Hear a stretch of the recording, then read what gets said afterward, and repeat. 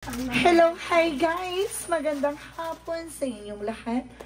This is Shin Rodriguez from Masagal Channel, a faith healer, also mata reader. So ngayong hapon, natatigan natin nagsabihin sa iyo ng ating mga gabay. So this is a weekly gabay for the month of April 10 hanggang April 16 for the sign of Aries. So Aries, welcome to my channel. Ano kayang messages, advices ng spirit guides ang ating masasaga for today's video? Kanino ba kayang energy o kaganapan sa buhay ng mga Aries ang ating mahagilap? So guys, this reading is a general reading lamang, hindi lahat makaka-resonate. Kunin lamang po makaka-relate sa inyo. And comment down below kung kaninong energy ang ating nasagap. And of course, don't forget to like and subscribe my channel and hit the notification bell for more videos updated. Kasi maraming salamat po sa mga walang sawang pagsuporta sa aking channel, lalong-lalo na ang hindi nag-i-skip ng ads. Naway pagpalain kayo ng Diyos at may kapal, siksik, liglig na gumapaw na biyayang manumbalik sa inyo. So let's see what is the messages, advices sa iyo ng ating angel spirit.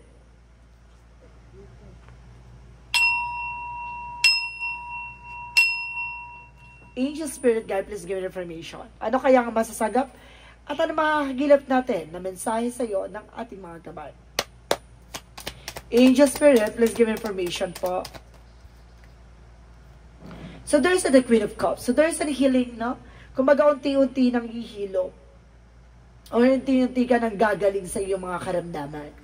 And there's a Two of Wands by choices. No? May mga bagay na pagpipilian mo dito or pipiliin, no? Or may mga bagay dito na pagdidesisyonan mo. Additional messages. And I guess there's a Knight of Wands, perseverance, no? Konting tiyaga lang, may mga bagay siguro na kailangan mong magtiyaga, no? Para lang sa ganun makuha mo yung mga bagay na paghihirapan mo. O yung mga bagay na parang deserve mo makuha. And there is the Ten of Wands by burden, no? It's either an obligation or responsibilities. So, baga tinatapos na yung mga pighati, sakripisyo mo. And of course, there is a Four of Pentacles by protect your power, protect your energy. Protection naman yung sarili mo, no? Laban saan? Sa sarili mo din. So, there is the King of Swords with a mental clarity. At the same time, there is a King of Swords with a stop the pattern. May mga bagay dito na kailangan putulin yung maling sistema o maling pananaw, no? There's a Two of Pentacles be the balance. Kailangan mo maging balance, emotional, practical, physically, emotionally. So there's a the Six of Wands by a victory, success. Magtatagumpay ka kasi kumbaga mapipili mo or kung makukuha mo yung mga bagay na magiging maganda ang eksena mo at you are on the spotlight, no?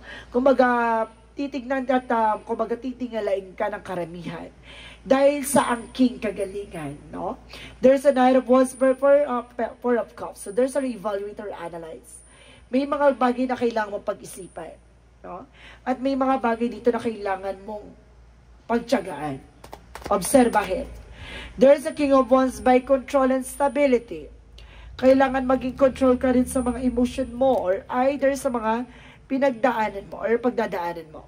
No, may mga responsibilidad ka na kailangan mo talagang pagdaanan. So, at sinasabi dito with the King of Wands, kailangan control mo ang iyong emotions.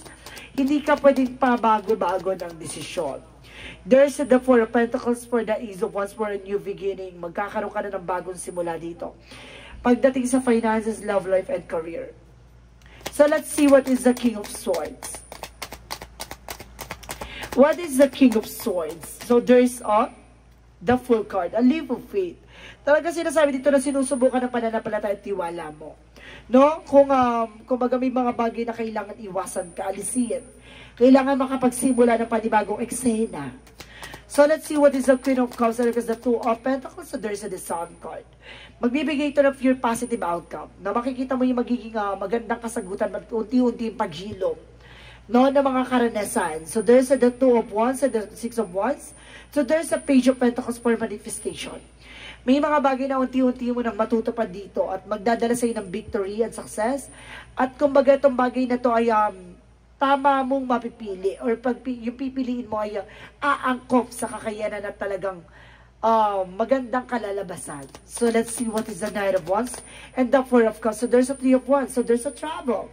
May travel dito guys. Ano yung sinasabi dito na hintahin mo yung tamang opportunity. No, ito baka ito yung opportunity talaga na ito ay swak sa'yo. At this is the waiting is over. No, there is a Ten of Wands and the King of Wands. So there's the Five of Cups. So there's a disappointment, no? Disappointment. May mga bagay kumbaga na pinanghihinayang ka or pagsisisi sa mga bagay na nawala or there's a rejections na kumbaga hindi mo akalain na tatanggihan ka or may mga bagay dito na parang pahihirapan ka ng sistema. So let's see what is the Four of Pentacles and the Ace of Wands. So let's see what is the Four of Pentacles and the Ace of Wands. So there's the Four of Wands. So there's a celebration. Now may mga celebration na magaganap dito. At this is it's either a new event, no? Family gathering, a celebration of wedding, gano'n. At sinasabi dito kailangan magtipid. Hindi ka pwedeng gumastos ng bara-bara or basta-basta. So let's see what is the King of Swords in the full card. So there's an Eight of Swords. Kumaga may mga bagay na kailangan putulin, alisin, tulad ng mga toxic sa paligid mo. Kailangan mo magsimula ng panibago kung alam mong, di ba, negative. Yung mga tao sa paligid mo, alisin mo. Baguhin mo, ilandasin mo. So let's see what is the outcome. So there's a Five of Wands. See? Marami kang competitor. Yung mga taong ayaw malamangan, yung mga taong ayaw masapawan, karamihan dyan, no? Ay maaaring kamag-anak mo or nasa paligid mo. It's either kapitbahay mo or kaibigan mo pa. So there's the King of Pentacles with the security. Secure mo yung pinaghirapan mo. At i-secure mo yung mga bagong or mga gagawin mong plano. No? And there's a Death card. This is the transformation. Kailangan mo nang baguhin ang sistema ng sarili mo, ng nakaraan mo. At ito ang magpapabago ng eksena mo. So let's see guys, no? What is additional messages about sa career? So there's a Knight of Cups. So there's an offer, proposal, engagement. Na pagdating dito sa business or sa trabaho mo or negosyo mo or source of income mo ay maaaring maganda promotion or madagdagan ang iyong income. And there's the judgment for a wake-up call. Na parang ginigising ka sa katotohanan na you need to pay attention. Na kailangan mo tutukan or kailangan mo tanggapin itong offer na to. Additional messages about naman sa about sa love life. Sa love life, there's a Two of Cups, so there's a partnership. Na may partnership dito pagdating sa love life mo. At the same time, there's a Two of Swords decision. Na may mga bagay dito na kailangan mong pagdesisyonan. No, piliin. No, kumbaga kailangan mong maging wais pagdating sa love life mo. There's an Eight of Swords, there's a Seven of Swords, cheating, lying, no? Kumbaga mayroon dito nagsisinungaling at may manloloko ditong partner or it's either kinakasama mo or jowa mo or either guys about sa kaibigan mo. No, mag-ingat ka kasi there's a cheating lying on you. No? I feel it's not a partnership for love life guys, it's a partnership by friend. No, itong Seven of Swords. Kasi parang nasa-sense ko dito guys is a betrayal by friends, no? Yung tiwala, trust dito. There's a trust. Na kumbaga ayaw nitong tao na to na malamangan. Ayaw nitong tao na to masapawan. Kaya kailangan mong magdesisyon na maglaylo o umiwas. There's an information na may bagong papasok na bagong kaibigan or pag-ibig sa'yo. At the same time, there's the lovers. I told you. May bagong pag-ibig dito. This is a new love. And this is your soulmate connections. So let's see what is additional messages about sa health. So there's a Hierophant for a lesson learned. May mga bagay na kailangan mong iwasan. Matuto ka na sa mga pinagdaanan mo or either there's a stress, no? Or anxiety, sleepless nights. And because this is the opportunity for you na kailangan mo nang iwasan, no? Umalis sa sitwasyon. So let's see guys, what is the magical fairy messages? For magical fairy messages, guys, let's see. And of course, there's the travel. Maybe travel ka talaga, guys. So, some of you makakapag-ibang bansa ka talaga. At the same time, there's a whom do you need to forgive? Na ano yung mga, kumbaga, sino ba talaga yung kailangan mo patawarin? Yung sarili mo ba? O yung mga tao sa paligid mo? Kasi, kumbaga, ito yung mga bagay na, kumbaga, nakaraan na hanggang ngayon hindi ka pa rin nakaka-move on. No, kumbaga yun kasi nagbibigay ng blockages kaya hindi matupad yung mga pangarap mo. And there's that everything is okay. No, don't you worry. It all's working out in a beautiful way. May dahilan eh. So, let's see what is the yin and yang oracle card.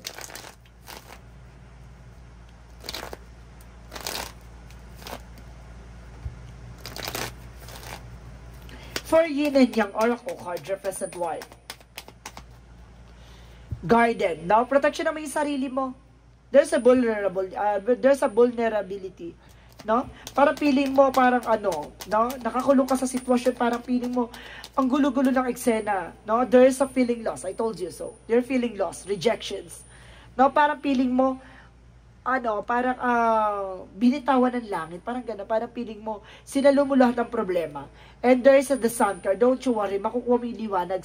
Makikita mo parang abot kamay na parang hinawakan niya ang liwanag or yung araw. Kasi parang sinasabi dito, kailangan mo tumindig at kailangan mo maging malakas ang loob. There's an empowerment. No, kalakasan. So let's see what is additional messages by synchronicities.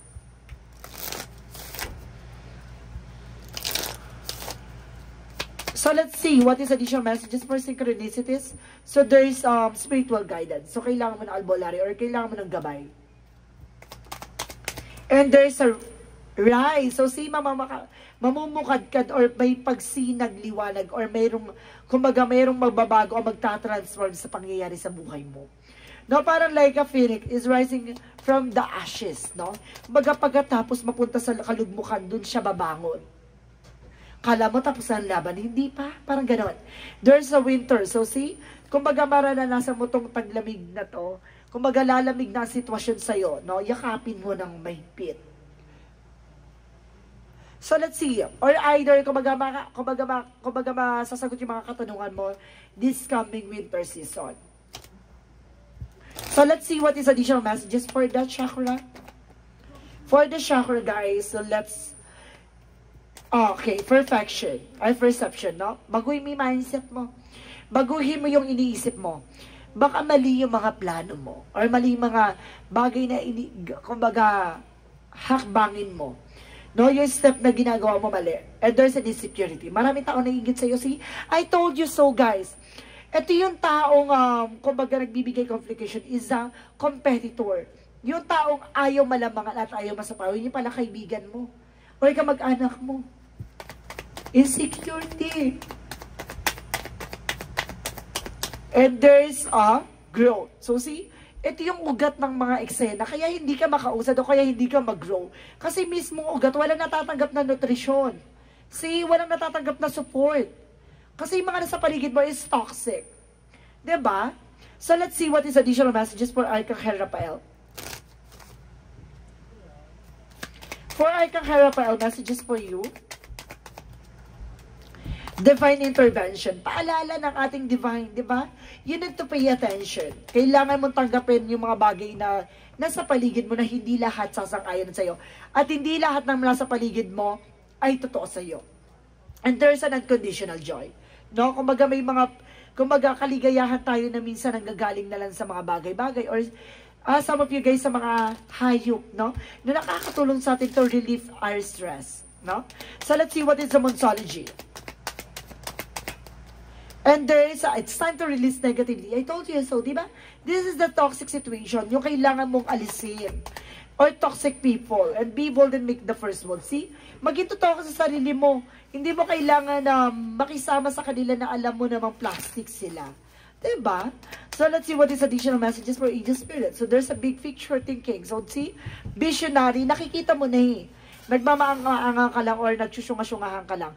And there's a courageous peony by let yourself be seen. Hayaan mo yung sarili mo makakita or matuklasan mo sa sarili mo or sa mga mata mo or sa mga tengo mo na marinig yung mga taong pinagkakatiwalaan mo. Yung taong akala mo sinusuportahan ka ay yun pa yung taong hihila sa'yo pababa. And there's a time to decide. Kailangan mo na mag-decision. No? Kung ano talaga yung gusto mo. Ano ba yung mga bagay na makakatulong sa'yo? So let's see what is Archangel Michael messages. So, believe and trust. Kailangan mo maniwala at magtiwala. Diba? Sa sarili mo. And there is a focus about divine perfect health. No? Kailangan mo rin mag-focus sa health mo.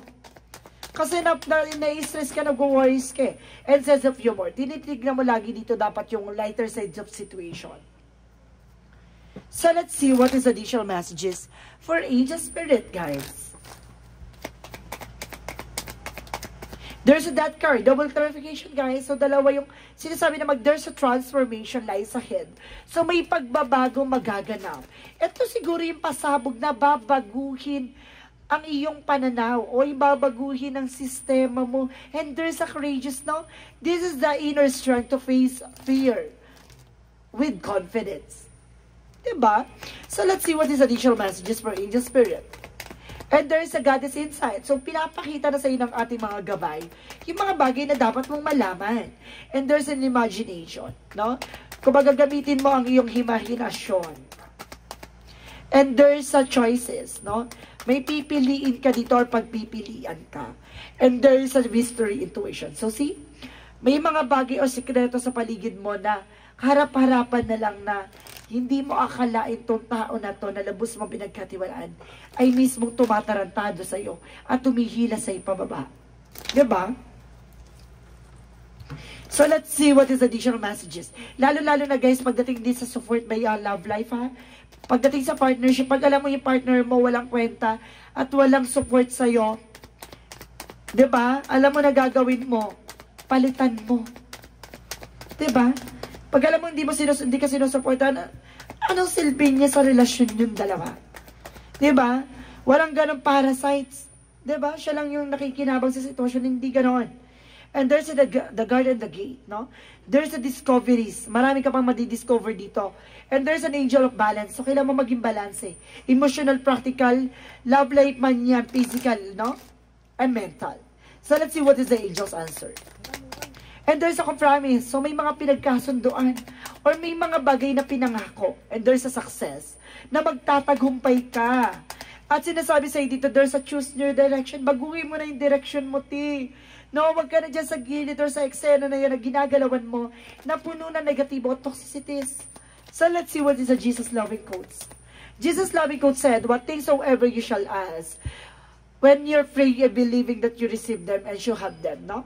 Ibig sabihin dito, lahat daw ng mga bagay na pinapangarap mo, inaasal mo, no? Ay pagdasal mo lang daw na lahat ng mga bagay at maniwala ka na matatanggap mo. Yes, ayon sa kalooban ng Diyos. Diba kasi nakikipag-coordinate tayo with the heart, with the pure love, guys, no? Ganon tayo makipag-ugnayan sa ating Panginoon. The more na minamahal mo yung sarili mo, the more na minamahal mo yung taong mahal mo, the more kayo magsasucess. Kasi there's a pure love tea. Puro yung pagmamahal, even sa partnership, friendship, love life, families. Diba? So let's see what is the romance angels. Pagdating sa romance angels, there's a keep open-minded, no? Kailangan niya maging open-minded sa isa't isa. Yung magbibigay ng growth and expansion sa inyo, sa isa't isa. Hindi naman pwedeng yung isa lang yung nag-grow. Dapat together kayo nag-grow. At the same time, there's a let go of control issues. Alisin mo yung mga bagay na hindi mo kontrolado, yung mga conclusion o haka-haka na alam mong wala namang basihan. Iwasan mo yon. Nagbibigay ng komplikasyon. So, let's see what is the angel's number.